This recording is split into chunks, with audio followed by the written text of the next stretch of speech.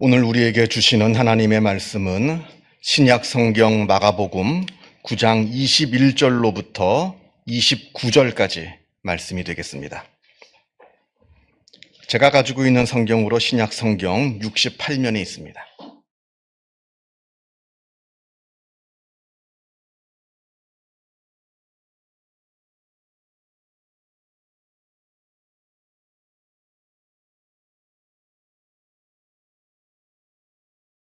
마가복음 9장 21절로부터 29절까지 말씀을 봉독합니다. 이 계시의 말씀을 봉독할 때에 살아계신 하나님의 음성을 다 함께 들으실 수 있기를 바랍니다. 예수께서 그 아버지에게 물으시되 언제부터 이렇게 되었느냐 하시니 이르되 어릴 때부터니이다. 귀신이 그를 죽이려고 불과 물에 자주 던졌나이다. 그러나 무엇을 하실 수 있거든 우리를 불쌍히 여기사 도와주옵소서. 예수께서 이르시되 할 수 있거든이 무슨 말이냐? 믿는 자에게는 능히 하지 못할 일이 없느니라 하시니 곧 그 아이의 아버지가 소리를 질러 이르되 내가 믿나이다. 나의 믿음 없는 것을 도와주소서 하더라. 예수께서 무리가 달려와 모이는 것을 보시고 그 더러운 귀신을 꾸짖어 이르시되 말 못하고 못 듣는 귀신아, 내가 내게 명하노니 그 아이에게서 나오고 다시 들어가지 말라 하시매 귀신이 소리 지르며 아이로 심히 경련을 일으키게 하고 나가니 그 아이가 죽은 것 같이 되어 많은 사람들이 말하기를 죽었다 하나 예수께서 그 손을 잡아 일으키시니 이에 일어서니라. 집에 들어가심에 제자들이 조용히 묻자오되 우리는 어찌하여 능히 그 귀신을 쫓아내지 못하였나이까? 이르시되 기도 외에 다른 것으로는 이런 종류가 나갈 수 없느니라 하시니라. 아멘.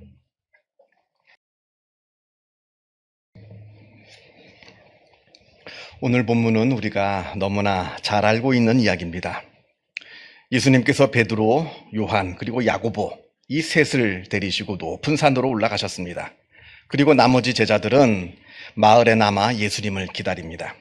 그때 어느 한 아버지가 그 제자들에게 귀신 들린 자기 아들을 데리고 와서는 이 아이를 고쳐주십사 부탁을 합니다.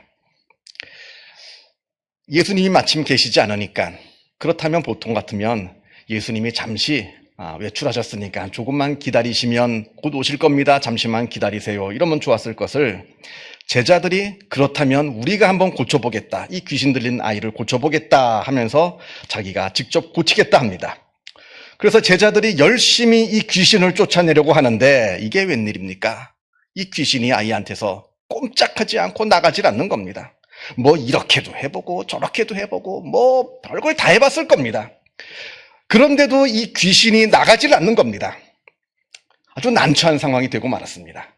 그런데 더더욱 난처한 것은 예수님의 제자들이 귀신을 쫓아낸다 하는 소문이 삽시간에 온 동네에 퍼지고 말았습니다. 그래서 사람들이 그걸 구경하겠다고 막 사람들이 몰려옵니다. 오늘 본문보다 조금 앞에 있는 14절을 보게 되면 14절에 그 몰려온 사람들 중에는 예수님을 반대하는 서기관들도 있었는데 제자들이 이 아이를 고치지 못하고 쩔쩔매고 있으니까 아마 그 서기관들이 이 제자들 듣기에 아주 좀 뭐라 그럴까요? 좀 듣기 싫은 흉을 좀 본 것 같습니다. 좀 마음이 좀 긁어놨던 것 같아요. 이 서기관들이 몇 마디 하면서. 그러니까 이번에는 서기관들과 제자들 간의 말다툼이 벌어집니다. 오늘 읽고 있는 성경에는 점잖게 변론이 벌어졌다 이렇게 이제 기록되어 있습니다만 아마 그야말로 아주 거친 설전, 아주 거친 말다툼이 이제 벌어졌던 것 같습니다. 참으로 민망한 상황이 되고 말았습니다. 여러분 한번 상상해 보세요. 머릿속으로. 귀신 들린 아이는 소리 지르면서 막 난리를 칩니다. 그런 아이를 놓고 제자들은 고치지 못해가지고 쩔쩔매고 있습니다. 그런 제자들의 모습을 보고 서기관들은 막 흉을 보고 있고 그래서 서기관들과 제자들이 막 크게 말다툼이 벌어지고 있습니다. 그리고 그걸 보고 있는 많은 사람들 아마 낄낄대면서 웃으면서 제자들을 조롱하고 있었을 겁니다. 성경에는 오늘 우리가 읽은 성경에는 비교적 점잖게 적고 있지만 모르긴 몰라도 아주 난장판이 되고 말았을 겁니다. 그래도 다행히 그때 때마침 예수님께서 산에서 내려오셨습니다. 그리고는 이 소란한 모습을 보시고는 제자들에게 무슨 일인지 물으십니다. 이때 이 아이의 아버지가 나서서 자초지종을 설명합니다. 내 아들이 귀신에 들려 병에 들었기에 이렇게 예수님께 데리고 왔습니다. 이 귀신 때문에 우리 아이가 아무 때나 땅바닥에 거꾸러지고 입에는 거품을 물면서 이를 갈고 파리해집니다. 파리해진다라고 하는 것은 몸이 나무통처럼 뻣뻣해지는 걸 말합니다. 그러면서 이 귀신을 쫓아내서 우리 아이를 제발 살려달라고 예수님의 제자들한테 부탁을 했습니다만 이 제자들이 능히 하지 못하더이다 이렇게 이야기합니다. 그 이야기를 들으시고 예수님께서 그 아이를 데려오라 이렇게 말씀하십니다.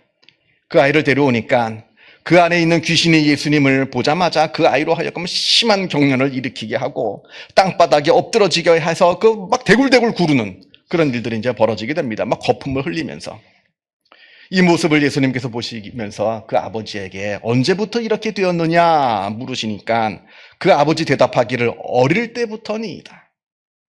이 아이가 이 아들이 몇 살인지는 모르겠습니다만 아주 어릴 때부터 긴 시간 동안 이런 상태에 놓여 있었다라고 설명을 합니다. 그러면서 하는 말이 귀신이 이 아이를 죽이려고 물과 불에 자주 던졌나이다. 이 아이가 지나가다가 물이나 불을 보면 그냥 그 속으로 뛰어드는 겁니다. 그렇게 여러 번 죽을 고비를 넘겼습니다. 그러면서 이 아버지가 예수님께 한마디 합니다. 무엇을 하실 수 있거든 도와주시옵소서. 당신이 뭘 좀 할 수 있거든 좀 도와달라 이렇게 이제 예수님께 이야기합니다. 예수님께서 그 말씀을 들으시고 그 아버지를 책망하십니다. 할 수 있거든이 무슨 말이냐? 믿는 자에게는 능치 못할 일이 없느니라. 심리학 이론 중에 학습된 무기력이라는 이론이 있습니다. 1960년대에 마틴 셀리그먼이라는 사람이 이 심리학자가 발표하는 실험 내용인데요. 예전에는 이렇게 동물 가지고 이렇게 실험을 그렇게 많이, 요즘은 모르겠습니다만 많이 했던 것 같습니다. 개를 특수하게 제작된 우리 안에 가두어 놓고는 그 개에게 전기 충격을 줍니다.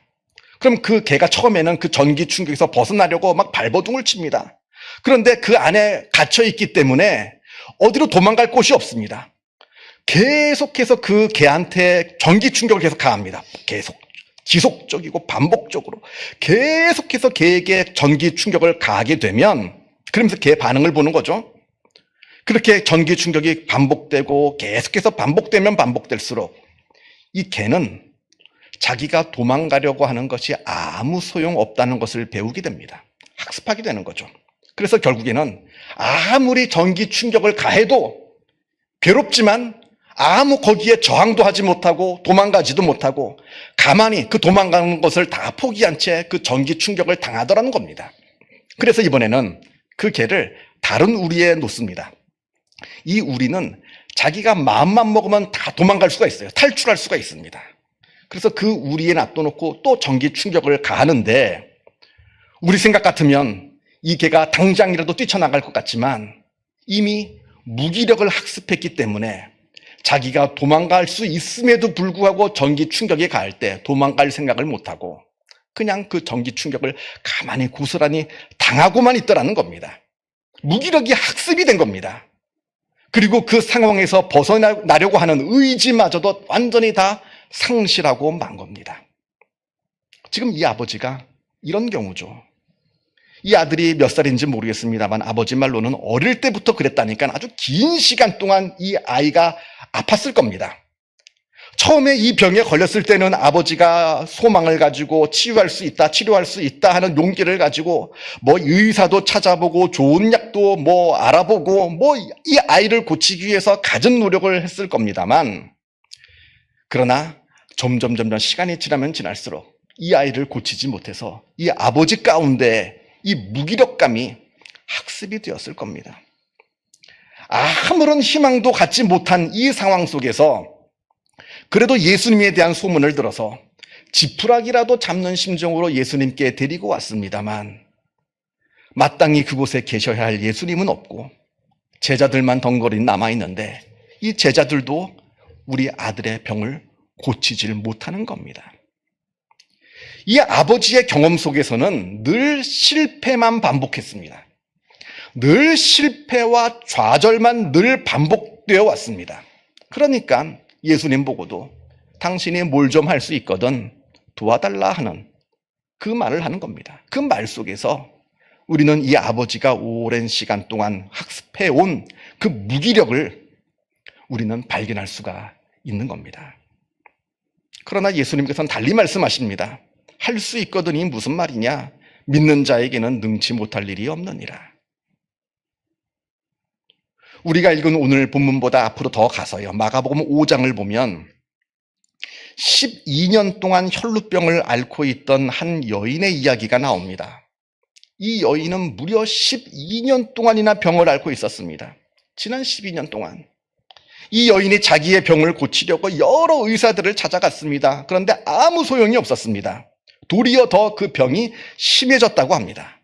긴 시간 동안 투병 생활을 하면서 육신도, 정신도, 그리고 자기가 갖고 있는 모든 재산도 다 탕진해버리고 말았습니다. 완전히 삶이 다 피폐해졌어요. 이제는 아무런 힘도 없고 의욕도 남아있지 않습니다만 예수님께서 우리 동네를 지나간다는 소문을 듣고 이 여인이 다시 용기를 내서 예수님께 나아갑니다. 그리고는 그 쇠약해진 몸일 텐데 그 사람들이 예수님을 둘러싸고 있는 그 모습을 다 뚫고 들어가서 손을 뻗어 예수님의 옷을 만지고는 자기의 병에 고침을 받습니다. 예수님께서 이 여인을 보고 하신 말씀이 있습니다. 딸아, 내 믿음이 너를 구원하였으니 평안히 가라. 믿음이 너를 구원했다 합니다. 반복적으로 지속되고 있는 그 좌절과 실패 경험 속에서도 이 여인은 절망하지 않았습니다. 자기 연민에 빠지지 않았어요. 오히려 반대로 마치 여지껏 한 번도 실패해 본 경험이 없는 사람인 것처럼, 나는 실패라는 것을 전혀 모르는 사람인 것처럼 끝까지 믿음을 갖고 손을 뻗어 예수님을 만진 겁니다. 여러분, 차라리 절망하는 게 쉽습니다. 그런 경험들 여러분도 있을 거예요. 끝까지 소망을 붙드는 것보다 차라리 절망해버리는 게 훨씬 쉬운 일입니다. 또 계속해서 끝까지 소망을 붙들고 있다가 또 실패하면 어쩌라고요? 차라리 그때 당하는 그 마음의 상처를 받느니 차라리 먼저 절망해버립니다. 이게 많은 사람들의 경우입니다. 다 포기하고 절망해버린 채 하나님을 원망하며 세상을 저주하며 사는 것. 이게 보통 사람들이 살고 있는 삶의 방식입니다. 그러나 믿음의 삶은 그런 게 아닙니다. 믿음은 끝까지 소망을 붙드는 삶입니다. 물론 고통스럽죠. 소망을 붙든다는 것은 굉장히 고통스러운 일입니다. 차라리 절망하는 게 쉽지 소망을 붙들고 믿음을 지킨다는 것은 괴로운 일입니다. 그러나 그 믿음이 우리를 구원한다 합니다. 이게 바로 믿음의 능력인 겁니다.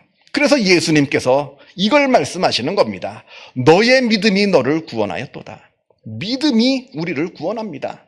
아무리 괴로운 일이지만, 믿음을 갖는다는 것은 괴로운 일이지만 그 믿음이 우리를 구원한다 말씀하십니다.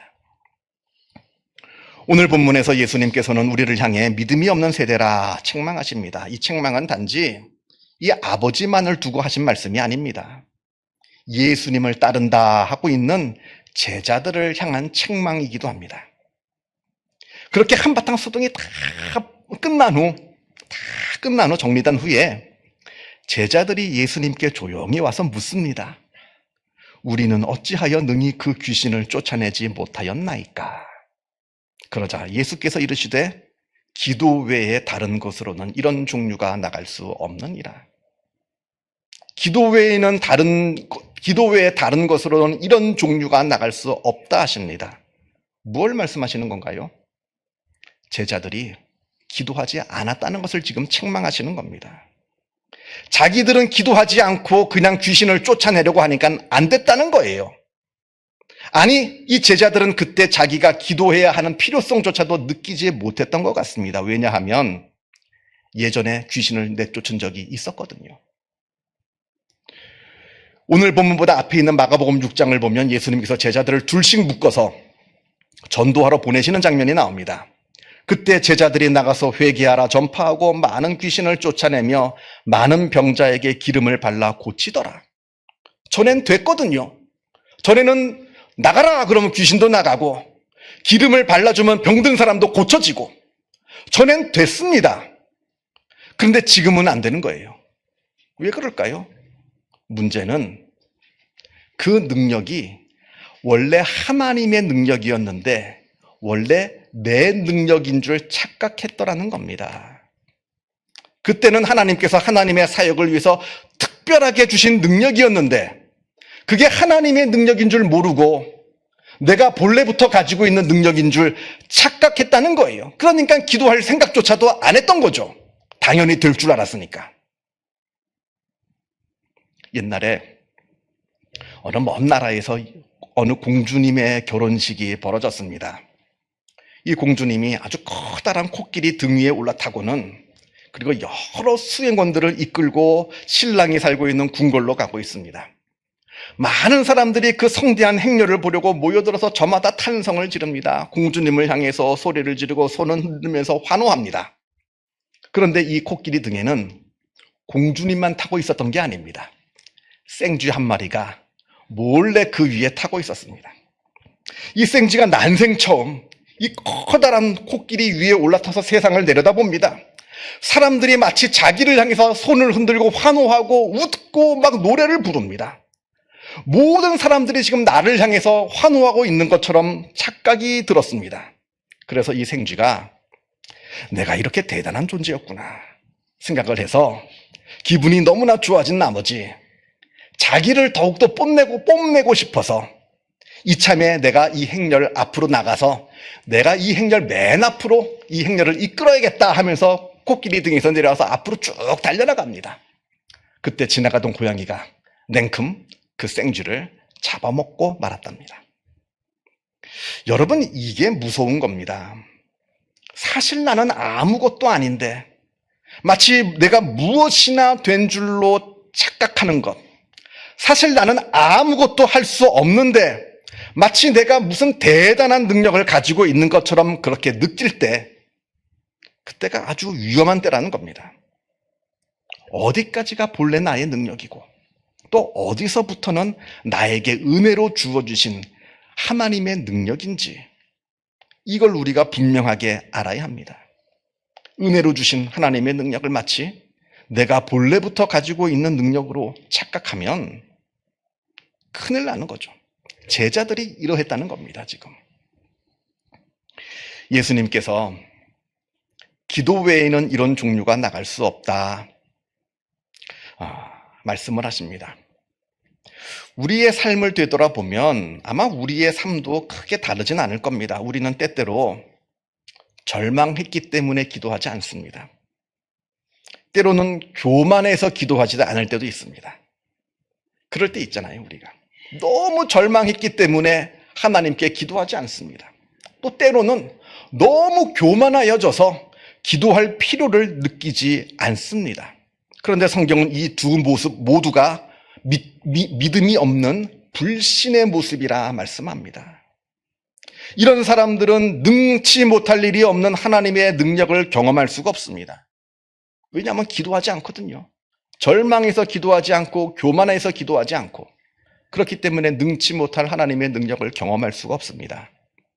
그러나 반대로 진짜 믿음을 가진 사람, 이러한 사람들은 절망스러운 상황 속에서도 끝까지 믿음을 가지고 기도합니다.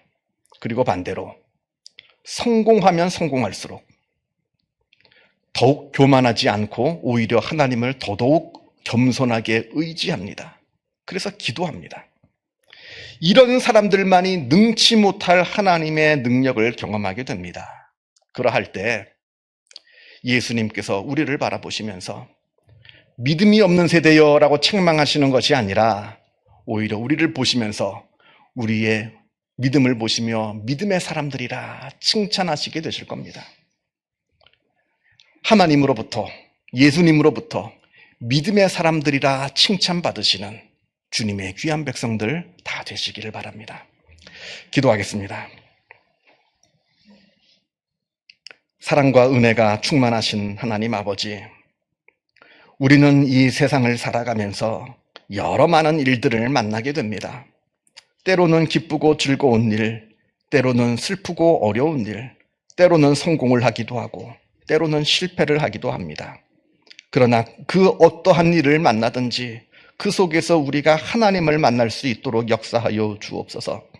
힘들고 어려운 일, 슬픈 일, 실패를 우리가 만나게 되거든 끝까지 소망을 붙들고 믿음을 지켜서 하나님께 기도하며 그 기도함을 통해서 하나님을 만나게 하여 주시고, 기쁘고 즐거운 일, 성공을 만나게 되면 그 속에서 자만치 않게 하여 주시고, 끝까지 하나님께 나아와 감사함으로 하나님께 기도하며 하나님을 만나게 하여 주옵소서.